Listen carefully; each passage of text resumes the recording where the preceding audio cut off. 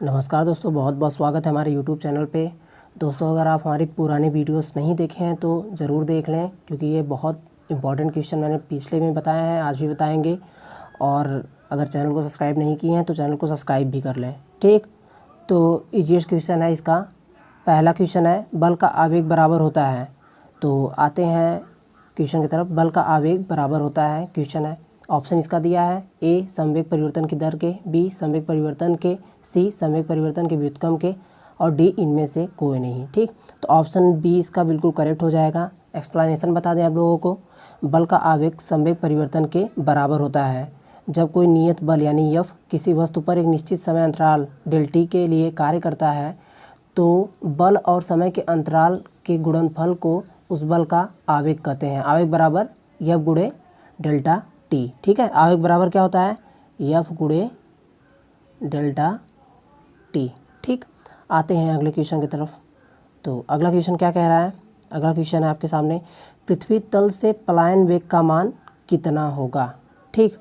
तो option A दिया है 7.92 किलोमीटर पर सेकेंड, बी 2.38 किलोमीटर पर सेकेंड, सी 1.12 किलोमीटर पर सेकेंड, और डी 11.2 किलोमीटर पर सेकेंड। तो पलायन वेग पृथ्वी तल का कितना होगा वेग का मान। ऑप्शन डी इसका बिल्कुल करेक्ट हो जाएगा, 11.2 किलोमीटर पर सेकेंड। आते हैं अगले क्वेश्चन की तरफ। अगला क्वेश्चन है, सूर्य की ऊष्मा पृथ्वी पर निम्नलिखित में से किस संचार के माध्यम से आती है। संचरण, विकिरण, संवहन, ताप विनिमय। तो ऑप्शन बी इसका बिल्कुल करेक्ट हो जाएगा। विकिरण के थ्रू जो है सूर्य की ऊष्मा जो है पृथ्वी पर आती है, ठीक। तो विकिरण, क्योंकि सूर्य की प्रकाश जो है किरण के रूप में आती है, रेस के रूप में आती है, तो आप सीधे सीधे याद रख सकते हैं विकिरण, ठीक, किरण। आगे चलते हैं अगले क्वेश्चन तरफ। अगला क्वेश्चन है, सौर विकिरण की दृश्य परिसीमा है। ऑप्शन ए 100 से 400 नैनोमीटर, ऑप्शन बी 400 से 700 नैनोमीटर, ऑप्शन सी 740 से 1000 नैनोमीटर, या ऑप्शन डी इनमें से कोई नहीं। तो ऑप्शन बी इसका बिल्कुल करेक्ट हो जाएगा, 400 से 700 नैनोमीटर, ठीक। तो सौर विकिरण की दृश्य परिसीमा कितनी है, 400 से 700 नैनोमीटर। अब आते हैं अगले क्वेश्चन की तरफ।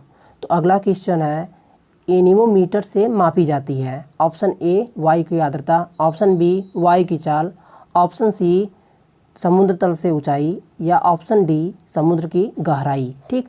तो इसका ऑप्शन ए बिल्कुल करेक्ट हो जाएगा। एनीमोमीटर से वायु की आर्द्रता नापी जाती है, और ये काफ़ी इम्पॉर्टेंट क्वेश्चन है, ठीक।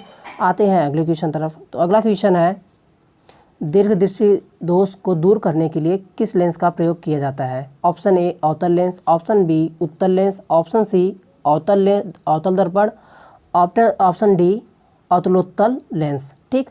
तो इसका करेक्ट आंसर हो जाएगा ऑप्शन बी, उत्तल लेंस का प्रयोग किया जाता है, ठीक। क्योंकि ये दीर्घदृष्टि दोष है, तो इसके लिए उत्तल लेंस, अगर निकट रहता है तो अवतल लेंस, ठीक। आते हैं अगले क्वेश्चन तरफ।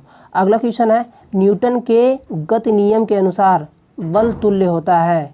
यह बराबर क्या होता है, एम ए, ठीक। आप लोगों को पूरी तरह से आता होगा। चलिए ऑप्शन देख लेते हैं। ऑप्शन ए है द्रव्यमान गुणे त्वरण, ऑप्शन बी है भार गुणे त्वरण, ऑप्शन सी भार गुणे त्वरण, ऑप्शन डी द्रव्यमान गुणे त्वरण, ठीक। तो इसका करेक्ट आंसर पहला वाला हो जाएगा, ऑप्शन ए द्रव्यमान गुणे त्वरण। जैसे हम पढ़ते हैं ना, यह बराबर m इंटू ए, ठीक। आते हैं अगले क्वेश्चन तरफ। अगला क्वेश्चन आप लोगों के सामने है। अगला क्वेश्चन है, इंद्रधनुष निर्मित होता है अपवर्तन द्वारा, परावर्तन द्वारा, विक्षेपण द्वारा, ये सभी। तो ऑप्शन डी इसका बिल्कुल करेक्ट हो जाएगा। इंद्रधनुष जो बनता है वो अपवर्तन द्वारा, परावर्तन द्वारा, विक्षेपण द्वारा बन जाता है। आगे चलते हैं अगले क्वेश्चन की तरफ। तो अगला क्वेश्चन है आप लोगों के सामने, लाल रंग का उपयोग खतरे के संकेतों के लिए किया जाता है क्योंकि यह भय उत्पन्न करता है, इसका प्रकीर्णन कम होता है, इसका प्रकीर्णन अधिकतम होता है, डी उपयुक्त में से कोई नहीं। तो ऑप्शन बी इसका बिल्कुल करेक्ट हो जाएगा। और पिछले टेस्ट सीरीज़ वगैरह में आप लोगों ने देखा होगा कि लाल रंग के लिए या सूर्यास्त और सूर्य उगने और सूर्य डूबने के लिए जो कलर होते हैं उससे संबंधित क्वेश्चन बहुत आ रहे हैं। तो आप लोग इस टाइप के क्वेश्चन बिल्कुल पूरी तरह से तैयार कीजिए। और वैसे भी जहाँ तक मेरे से हो रहा है मैं आप लोग को अच्छे अच्छे क्वेश्चन बता रहा हूँ, ठीक। तो अगर इसका एक्सप्लेनेशन जानना चाहते हैं तो हम आपको बता देंगे अच्छे तरह से, ठीक। तो इसका रैले का नियम है, रैले के प्रकीर्णन द्वारा प्रकीर्णन की मात्रा, ठीक, क्या होती है समान, जबकि इसका जो लैम्डा वाला नियम रहता है, लैम्डा रैले के प्रकीर्णन द्वारा, अगर रैले का नियम आप लोग समझ लेंगे तो आप लोग को एकदम बिल्कुल क्लियर हो जाएगा, ठीक। आते हैं अगले क्वेश्चन तरफ। अगला क्वेश्चन है, सूर्यास्त या सूर्योदय के समय सूर्य की किरणें अधिक दूरी तय करती हैं क्योंकि ऑप्शन ए प्रकीर्णन द्वारा लघु तरंग दैर्घ्यों को हटा दिया जाता है, ऑप्शन बी प्रकीर्णन द्वारा दीर्घ तरंग दैर्घ्यों को हटा दिया जाता है, ऑप्शन सी प्रकीर्णित तरंग दैर्घ्य की आवृत्ति कम होती है, या ऑप्शन डी विकल्प ए और बी दोनों, ठीक। तो इसके लिए हम पहले एक्सप्लेनेशन पढ़ लेते हैं, उसके बाद आप लोग को बताते हैं आखिर क्या सही आंसर होगा, ठीक। तो सूर्योदय तथा सूर्यास्त के समय सूर्य की किरणों को वायुमंडल से होकर अपेक्षाकृत अधिक दूरियां तय करनी पड़ती है। इस प्रकाश से नीली तथा छोटी तरंग दैर्घ्यों का अधिकांश प्रकाश प्रकीर्णन द्वारा पृथक हो जाता है, अतः प्रकाश का सबसे कम प्रकीर्णित भाग जो कि हमारी आंखों तक पहुंचता है रक्ताभ प्रतीत होता है। यही कारण है कि 36 के निकट होने पर सूर्य तथा पूर्ण चंद्रमा रक्ताभ प्रकृत मतलब रक्ताभ जो लाल दिखाई देता है, ठीक। तो इसका करेक्ट आंसर हो जाएगा ऑप्शन ए, प्रकीर्णन द्वारा लघु तरंग दैर्घ्यों को हटा दिया जाता है, ठीक। आते हैं अगले क्वेश्चन तरफ। अगला क्वेश्चन है, पीएचबी भी स्थित होता है पॉली हाइड्रोक्सी ब्यूटीरेट वैलेरेट, या option b poly hydroxy butyrate valerate, option c poly beta hydroxy butyrate या co beta hydroxy valerate, option d poly alpha hydroxy butyrate या को बीटा हाइड्रोक्सी वैलेरेट। तो option c इसका बिल्कुल correct हो जाएगा, poly beta hydroxy ब्यूटीरेट को beta hydroxy valerate, याद रखिएगा। आते हैं अगले क्वेश्चन तरफ। अगला क्वेश्चन है, 2.76 ग्राम सिल्वर कार्बोनेट को गर्म करने पर प्राप्त अवशेष का भार होगा, ठीक। तो 2.76 ग्राम सिल्वर को अगर सिल्वर कार्बोनेट को गर्म कर रहे हैं तो उसका अवक्षेप जो प्राप्त होगा, अवशेष जो होगा वो होगा 2.16 ग्राम, ठीक। अगर एक्सप्लेनेशन की बात करें तो एक्सप्लेनेशन क्या होगा इसका, सिल्वर कार्बोनेट को गर्म करने पर अवशेष भार क्या होता है, जैसे देखिए Ag2CO3 होता है, ठीक। सिल्वर कार्बोनेट ये कितने का होता है, 276 ग्राम का, ठीक। और जब ये गर्म करेंगे हम तो ये किसमें टूटेगा, 2Ag + CO2 + हाफ O2, ठीक। तो इसका जो ग्राम होगा वो 216 ग्राम होगा 2Ag का, ठीक, 216 ग्राम होगा। तो इसी के हिसाब से हो जाएगा। आगे चलते हैं अगले क्वेश्चन की तरफ। अगला क्वेश्चन है, ये सब ईजीएस्ट क्वेश्चन अब आ रहे हैं सामने। अगला क्वेश्चन है, नींबू और ग्रेपफ्रूट में मुख्यतः कौन सा अम्ल उपस्थित रहता है, citric acid, tartaric acid, ascorbic acid, lactic acid. तो ऑप्शन है इसका बिल्कुल करेक्ट हो जाएगा, साइट्रिक एसिड। आप लोगों ने पढ़ा भी होगा, काफ़ी इंपॉर्टेंट क्वेश्चन है, ईजीएस्ट भी है, इंपॉर्टेंट भी है, ठीक।